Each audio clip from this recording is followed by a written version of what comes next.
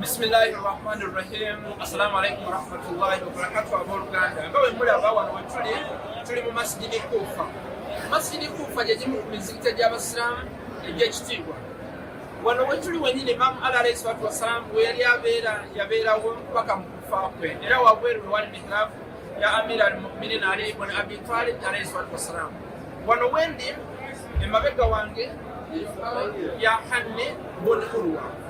Hann bun Uruwah yali mukulembeze gwa Kufa ekiseera bye batiramu Imaamu Hussein alayhi salaatu wassalaam mu mwaka gw'enkaaga hijiriya.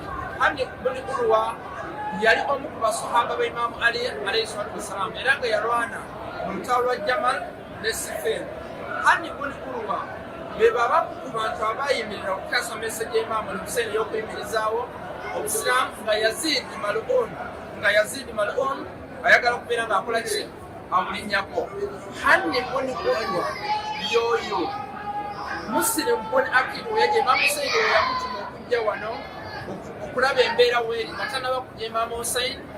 Muslim bun Aqil watuuka era n'ekalamu ya Muslim bun Aqil ewaweeru, Ubaydullah bun Ziyad yategeera nti Muslimu atuuse era Muslim bun Aqil ayagala Imaamu Hussein alayhi salaatu wassalaam.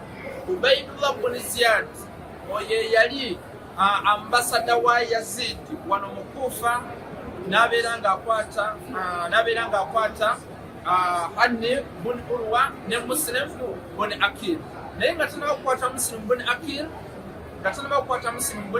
Muslim bun Aqil yali mu nju ya Hann bun Uruwah. Hann bun Uruwah ye yamugudamya nga Yazid ne Ubaydullah bun Ziyad bagala kubeera nga batta Muslim bun Aqil.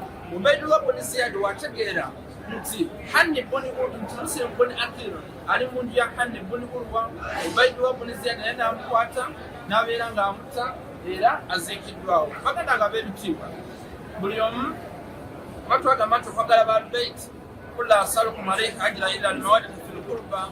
Okwagala Ahlul-Bayt kuba Katonda yakifuula nga kyatteeka eri buli Musiraamu. Buli omu okola kutyo osobola okubeera ng'oyagala Ahlul-Bayt era ng'obagoberera. Nate ekiramu kya Nabbi Muhammad mu Sahih Muslim volumu ey'okubiri peegi 238 kyali inni taariku fiikum athaqalayn kitaaba Allah wa idrak, yabulekamu ebisito bibiri Quran ne ba Ahlul-Bayt alayhi salaatu wassalaam. Era nga Hann bun Uruwah yalimu abo abantu abaayagala ba Ahlul-Bayt. Okuyimirizaamu meseji tubeere nga ba Hann bun Uruwah abayimirira ku mazima nga Allah wagamba Surat Tawba aya 10:19, ya ayyuhalladhina amanu taqullaha wa kunu ma'as sadiqin. Hann bun Uruwah yabaali batya Allah era ng'alina amazima, nayimirirawo okutasa meseji ya Imaamu Hussein alayhi salaatu wassalaam. Assalamu alaikum warahmatullahi wabarakatuh.